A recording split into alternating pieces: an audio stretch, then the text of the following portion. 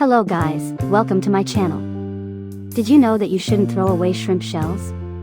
Today I'll show you how to make a delicious broth just like in a restaurant. The results will amaze you. After this, you'll never throw away shrimp shells again. I put 50 grams of butter in a heavy-bottom saucepan. I let the butter melt a little and add 500 grams of shrimp shells. I fry them for 5 minutes. I add garlic and chili pepper to the shells. If you don't like spicy food, then omit the chili pepper. I also add 3 bay leaves. I cooked crabs earlier and had some broth left over. That's what I'm adding. 1 liter. You can add purified water or chicken broth. If you add water, don't forget to add salt and pepper.